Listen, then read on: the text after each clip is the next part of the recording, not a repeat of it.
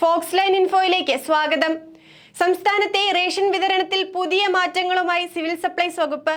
Ration കടകൾ വഴിയുള്ള ration വിതരണത്തിൽ പരിമിതികൾ വരുത്തിക്കൊണ്ടാണ് പുതിയ മാറ്റം. ഒരു പഞ്ചായത്തിലെ 2 റേഷൻ കടകളിൽ മാത്രമായിരിക്കും ഇനി മുതൽ മണ്ണെണ്ണ വിതരണം ഉണ്ടാവുക. നിലവിൽ താലൂക്ക് തല ഗോഡൌണുകളിൽ നിന്ന് ഓരോ റേഷൻ കടയിലേക്കും മണ്ണെണ്ണ നേരിട്ടെത്തിക്കുകയാണ്. എന്നാൽ കേന്ദ്ര സർക്കാർ മണ്ണെണ്ണയുടെ വിഹിതം വെട്ടിക്കുറച്ചിരിക്കുന്നതിനാൽ 3 മാസത്തിലൊരിക്കൽ മഞ്ഞ, പിങ്ക് കാർഡുകാർക്ക് 1/2 ലിറ്റർ മാത്രമാണ് നിലവിൽ ലഭിക്കുന്നത്. ലഭ്യതയിൽ കുറവ് വന്നതിനാൽ ഓരോ കടകളിലേക്കും മണ്ണെണ്ണ എത്തിക്കുന്നത് നഷ്ടമാണെന്ന കാരണം ചൂണ്ടിക്കാണിച്ചാണ് പുതിയ മാറ്റം. എന്നാൽ റേഷൻ കട ഉടമകൾ മണ്ണെണ്ണ വാങ്ങുന്ന കടയിൽ നിന്ന് തന്നെ മുഴുവൻ സാധനങ്ങൾ വാങ്ങുമെന്നും ഇത് മറ്റു കടകൾ പൂട്ടിപ്പോകാൻ കാരണമാകുമെന്നും ആരോപിച്ച് റേഷൻ കട ഉടമകൾ രംഗത്തെത്തിയിരുന്നു.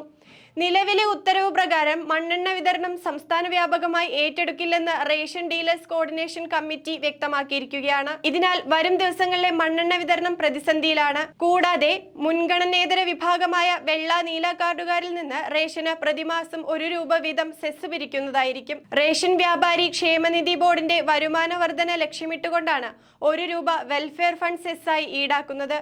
കൂടുതൽ ഇൻഫോർമേറ്റീവ് വീഡിയോകൾക്കായി ഫോക്സ് ലൈൻ ഇൻഫോ സബ്സ്ക്രൈബ് ചെയ്യുക.